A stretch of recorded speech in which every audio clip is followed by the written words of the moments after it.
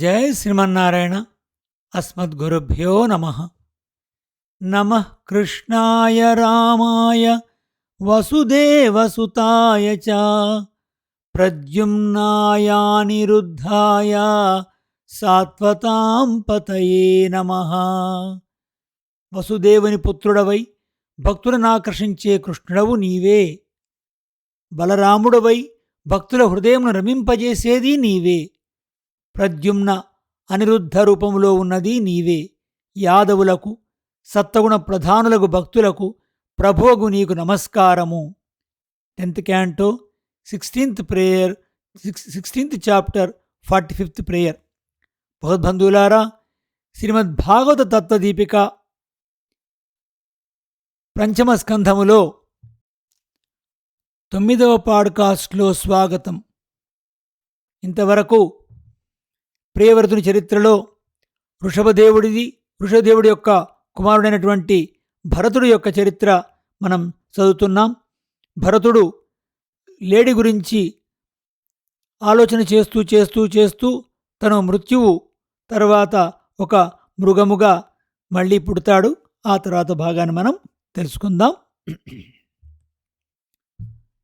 వెనుకటి జన్మలో నిరంతరము భగవానుని ఆరాధించి ఉండుటచే ఆ ప్రభావం అతనిని వదలక లేడి జన్మలో పూర్వజన్మ స్మృతి ఉండెను. అప్పుడు అతడు చేసిన తప్పునకు కృంగిపోవుచుండను. అయ్యో, ఎంత తప్పు పని చేసి తిని, జ్ఞానుల మార్గము తప్పి చెడు మార్గమున పడి తిని, సమస్త సంగములను విడిచి పుణ్యారణ్యములో పవిత్రమగు ఆశ్రమమున భగవానుడగు వాసుదేవుని యందే మనసు నిలిపి మననము చేయుచూ కీర్తించుచూ ఉంటినే. భగవదారాధనమునే సంతతము చేసి తిని ఒక్క క్షణము కూడా భగవదారాధనము మాని ఉండలేదే. అట్టి నా మనసు ఆ భగవానుని వదలి ఈ లేడివే ప్రసరించినది. ఎంత పాపము, ఎంత కష్టము అని లోలోన నిర్వేదము ముందుచుండి కొద్ది రోజులు తల్లి వద్ద నుండి తల్లిని వదిలి మరల భగవత్క్షేత్రముకు పులహాశ్రమమును చేరెను. అచ్చట కూడా తనను తానే సంతతం స్మరించుకొనుచు ఇతర విషయములను వదలి భగవానునే తలంచుచు శరీరావసానమునకై ఎదురుచూచుచు చివరకు ఆ మృగశరీరమును వీడి వేరొక శరీరమును పొందు సమయం ఆసన్నమాయెను. భగవదనుగ్రహముచే పూర్వజన్మ స్మరణము ఉండుటచే ఇట్లు బాధపడుచుండెను. అయ్యో, నేను జ్ఞానుల మార్గము నుండి భ్రష్టుడనైతిని. అన్నిటి యందు సంగమును వెదలి తిని, పుణ్యారణ్యమును ఆశ్రయించి తిని, జితేంద్రియుడనై ఉంటిని. సర్వభూతములకు అంతరాత్మయగు భగవానుడగు వాసుదేవుని యందు సకల భూతములను, సకల భూతముల యందు వాసుదేవుని దర్శించి తిని. అందుచే సర్వకాలముల యందు భగవానుని గూర్చి శ్రవణము, మననము, సంకీర్తనము, ఆరాధనము, ధ్యానము సాగించి తిని. సర్వకాలములు ఆ విధముగా భగవానునే స్మరించుచుండుటచే మనస్సు వాసుదేవుని వీడి మరొక దానిని చేరి ఎరగదు. అట్టి స్థితిలో ఒక లేడి నేను చూచుచుండగా పిల్లను కనెను. ఆ పిల్ల నీటిలో కొట్టుకొని పోవుచుండెను. ఇది అంతయు నా ప్రారబ్ధ కర్మ. ఈ విధముగా లేడి రూపముతో ఉండియు భరతుడు మనసులో బాధపడుచుండెను. తల్లిని వదలి ఉపశమశీలురగు మునులకు ప్రియమైన సాలగ్రామమున పులహాశ్రమమును చేరి అచటనే ఉండెను. అచట కొంతకాలం ఒంటరిగా తిరుగుచు శరీర అవసానం కాలమును నిరీక్షించుచుండెను. ఎవరితోనూ చేరుటకు భయపడుచుండెను. ఎండిన ఆకులు, గడ్డి మొదలగు ఆహారముతోనే శరీరము నిలుపుకొనుచు ఒకనాడు నదీ జలములో స్నానము చేసి ఉండగా ఆ శరీరము వీడెను. లేడి శరీరమును విడిన తర్వాత కొంతకాలమునకు మరల శ్రోత్రియులకు బ్రాహ్మణుల ఇంటిలో పుట్టెను. ఆ బ్రాహ్మణుడు అంగిరసుడు. శమ, దమ, తప, స్వాధ్యాయ అధ్యయనములు గలవాడు. త్యాగము, సంతోషము, ఓరిమి, వినయము కలవాడు. ఆత్మజ్ఞానముతో సంతతము ఆనందించుచుండెడివాడు. అతనికి శీలము, ఆచారము, రూపము, ఔదార్యము గల 9 కుమారులు మొదటి భార్యయందు జన్మించిరి. రెండవ భార్యయందు ఒక మగ, ఒక ఆడ పుట్టిరి. ఆ మగబిడ్డకి భరతుడని పేరు పెట్టాను. అతడు పరమ భాగవతుడు, రాజర్షులలో శ్రేష్ఠుడు. మృగ శరీరమును వీడి బ్రాహ్మణ శరీరమును పొందినవాడు. తన వారితో సంగమున్నచో మరల ఏ పతనం వచ్చునో అని అతడు భయపడుచుండెను. కర్మబంధమును ధ్వంసము చేసుకొనవలెనని భగవత్ చరణారవిందములనే స్మరించుచు భగవానుని గుణములనే వినుచు విహరించుచుండెను. వెనుకటి జన్మల స్మరణ ఉండుటచే ఇతర విషయములను ఎరుగని వానివలే, పిచ్చివానివలే, గ్రుడ్డివానివలే, మూగవానివలే లోకమును కనపట్టుచుండెను. తండ్రి కుమారునియందు ప్రేమచే మిగిలిన కుమారులకు వలె స్నాతకము వరకు అన్ని సంస్కారములు చేయించెను. ఏది చెప్పినా దానిని చేయుచుండెడివాడు. ఉపనయనము చేసి నియమములను చెప్పెను. తండ్రి చెప్పవలనని చెప్పుచుండెను. చెప్పిన దానిని అట్లే అని విని వెంటనే భరతుడు మరిచిపోవుచుండెను. వారు చెప్పిన దానిని మరిచిపోయినట్లు తప్పుగా పలుకుచూ చేయవలసిన కర్మలు ముందు వెనుకగా చేయుచు మూర్ఖుడని తలంచి తనను అధ్యయమునందు కర్మలయందు నిర్బంధింపకుండునట్లు ప్రవర్తించుచుండెను. తండ్రి మాత్రము వదలలేక ప్రేమచే వ్రతములను, నియమములను, అగ్నిహోత్రములను ఆచరించుట మరల నేర్పవలని ప్రయత్నించాను. కాని ప్రయోజనం లేకపోయెను. ప్రయత్నించి విఫలుడై బాధపడుచూ చనిపోయెను. ఆ బ్రాహ్మణుని రెండవ భార్య తన బిడ్డలను ఇద్దరినీ పెద్ద భార్యకు అప్పచెప్పి తాను కూడా భర్తతో సహగమనం చేశాను. తల్లిదండ్రులిద్దరూ చనిపోయిరి. సోదరుడే ఇతనికి పోషకులైరి. ఈతని ప్రభావం వారికి తెలియదు. వారికి కర్మాచరణమునందే శ్రద్ధగాని ఆధ్యాత్మ విద్యయందు పరిచయం లేదు. అందుచే వారు భరతుని జడమతి అని వదలిరి.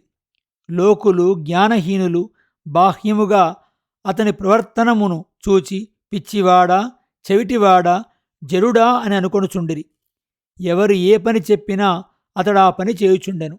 ఎవరైనా మాట్లాడినవాడు. వారు ఎట్లు చేయమని అట్లే చేసేడివాడు. కొంతమంది ఈతనిచే పనులు చేయించుకొనుచుండిరి. శరీరము బలముగా ఉండుటచే ఏ పనిని అయినను చేయగలిగేడివాడు. కాని అతడు అంతర్ముఖుడై దానిని గుర్తించేడివాడు కాదు. అనుకొనకుండా లభించిన అల్పమో అధికమో ఆహారమును తీసుకొని చుండెడివాడు. ఎవరైనా బ్రతిమాలి పెట్టిన తినడివాడు. మధురమైన పదార్థములను తినడివాడు. రుచిలేని వాసన వచ్చిన పదార్థములను కూడా తినడివాడు. రుచిగా ఉన్నది లేనిది అతనికి తెలియదు. అతనికి దేహాభిమానము లేదు. విశుద్ధమగు ఆనందానుభవములో మునిగి ఉండెడివాడు. దేహాభిమానము లేకపోవుటచే అతనికి సుఖదుఖములు తెలియకుండెను. చలిలో, ఎండలో, గాలిలో, వర్షములో ఏమయూ కట్టుకొనక ఎద్దువలే తిరిగడివాడు. బలమైన దేహము గలవాడు. ఏమయూ పరచుకొనక వట్టి నేలపై పరుండెడివాడు. తలంటుట లేదు, స్నానము లేదు. మన్ను పట్టిన మణివలే అతని బ్రహ్మవర్చస్సు ప్రకాశింపకుండెను. మొలకొక చిన్న గుడ్డ కట్టుకొని ఉండెడివాడు. బాగుగా మలినమైన యజ్ఞోపవీతం మెడలో ఉండెడిది. దానిచే ఇతడు ఎవరో బ్రాహ్మణ కులమునకు చెందినవాడని అనుకొనుచుండిరి. ఒకరు ఎవరైనను పనిచేయమని అన్నం పెట్టిన తినడివాడు. తన సోదరులు కూడా పొలం పనులు చేయమని నియమించిన చేసెడివాడు. వారు ఏది పెట్టినా దానిని ఎక్కువ అనక తక్కువ అనక తినడివాడు. నూకలు పెట్టినను, పిండి వంటలు పెట్టినను, తెలక పిండి పెట్టినను, తౌడు పెట్టినను, ఉలువలు పెట్టినను, గిన్నె అడుగంటిన అన్నము పెట్టినను దివ్యములకు పదార్థములను తినట్లే తినడివాడు. ఇట్లు ఏదో ఒకటి తినుచు ఎచ్చటనో ఒకచోట పరుండుచు కాలమును గడుపుచుండెను. ఒకనాడు ఒక శూద్ర స్త్రీ భర్త కుమారుడు కలగవలెనని కోరికతో భద్రకాళికి ఒక మనుష్యుని పశువుగా బలి అర్పించవలెనని అట్టి మనుషుని కొరకు వెదుకుచుండెను. అతని అనుచరులు ఒక పురుషుని బలికి తీసుకుని వెళ్ళుచుండగా రాత్రివేళ చీకటిలో అతడు తప్పించుకొని పారిపోయాను. అనుచరులు అతనికై వెదుకుచుండిరి. అర్ధరాత్రి సమయము. అంతటనూ చీకటి అలముకొని ఉండెను. వారికి ఆ పురుష పశువు ఎచ్చడనూ లభించలేదు. ఈతడు ఒక పొలం వద్ద వ్యవసాయమును కాపాడుచు మృగములు, వరాహములు తినకుండా చూచుటకు మంచెపై వీరాసనముతో కూర్చుండి ఉండెను. ఆ బలి పశువుకై వెదుకుచున్న వారికి ఈతడు కనబడెను. ఏ అవయము లోపము లేకుండా ఉన్న పురుషుడు దొరికినాడని వారు సంతసించి వానిని పట్టుకొని తమ ప్రభువు కోరిక నెరవేరునని సంతసించి విప్పారిన ముఖములు గలవారై త్రాళ్లతో కట్టి భద్రకాళి మందిరమునకు తీసుకుని వచ్చిరి. ఆ భృత్యులు భరతునకు పశువుగా అర్పించుటకు ముందు చేయదగిన స్నానము చేయించిరి. నూతన వస్త్రములను ధరింపజేసిరి. ఆభరణములు పెట్టిరి. చందనములు పూసి హారములను వేసి బొట్టు పెట్టిరి. పుష్టిగా ఆహారమును పెట్టిరి. ధూపము, దీపము, మాలికలు, లాజలు, చిగుళ్ళు, అంకురములు, పండ్లు మొదలగునవన్నీ పళ్ళెములతో పట్టుకొని భరతుని వధాస్థానమునకు తీసుకుని వెళ్ళిరి. దేవికెదురుగా పాటలు పాడుచు స్తోత్రము చేయుచు మద్దెలలు డప్పులు మ్రోగించుచు భద్రకాళి ఎదుట ఆ పురుష పశువును నిలిపిరి. అచట పూజారి ఈ పురుష పశువును చంపి అతని రక్తముతో భద్రకాళిని అర్చించవలెనని భద్రకాళి మంత్రములతో మంత్రించి కత్తిపట్టి నిలిచెను. అచట పూజారులు అందరూ రజస్తమో స్వభావము గలవారు, ధనముచే మదించి గర్వించిన మనస్సు గలవారు, బ్రాహ్మణులను హీనముగా భావించి చెడు మార్గముల యందు యథేచ్ఛగా విహరించువారు, హింస వినోదముగా గలవారు. అట్టి బ్రహ్మర్షి అయిన అంగిరసుని కుమారుడు అయిన భరతుడు తనను చంపుచున్నారని తెలిసియూ వద్దని అనలేదు. బ్రహ్మ తేజస్సుతో ప్రకాశించుచున్నాడు. ఆ రూపమును చూచి భద్రకాళి ఆ విగ్రహం నుండి వెలకి వచ్చెను.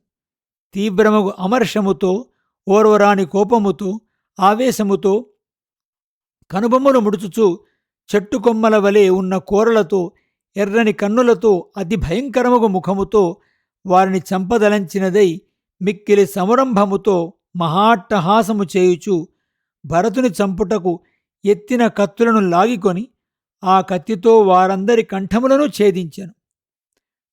స్రవించుచున్న వేడి రక్తమును తన పరివారముతో పానము చేసెను. రక్తం ఎక్కువ తాగి మత్తెక్కి తన భృత్యుతో కలిసి పాడుచు నృత్యము చేయసాగెను. వారి తెలను బంతుల వలె ఆడుచుండెను. దీనిచే మనం ఎరంగవలసినది మహాపురుషుని హింసించుట అనడి అపచారము సంకల్పించిన వారిని ఎదురు తిరిగి చంపును. భరతునకు తనను చంపవలనని అనుకొనిన వారిపై ఏమీయూ మనసున కినుకు లేకుండెను. తాను చనిపోవుదనన్న భయము కలగలేదు. ఈ ఆశ్చర్యము చూడుడు. భగవద్భక్తులైన పరమహంసలు తమ శిరస్సు తెగిపోవుననడి సన్నివేశం ఏర్పడినను ఏమీ కలత చెందరు. వారికి దేహాత్మ అనడి భావము వాసనా మాత్రంగా కూడా ఉండదు. వారికి ఎవ్వరియందు వైరముండదు. వారు భగవానుడి చేతనే రక్షింపబడుచుందురు. చేతిలో చక్రము దాల్చి శ్రీ మహావిష్ణువు ఎల్లప్పుడూ కాపాడుచున్నట్లు వారికి భాసించుచుండును. భద్రకాళియందును తనను చంపుటకు తీసుకుని వచ్చిన వారి యందును భగవానుడు వాసుదేవుడే చూచుండెను. అందుచే అతనికి భయము ద్వేషము కలగలేదు. తర్వాత భాగాన్ని మరొక ఎపిసోడ్లో తెలుసుకుందాం. జై శ్రీమన్నారాయణ. అస్మద్గురుభ్యో నమః.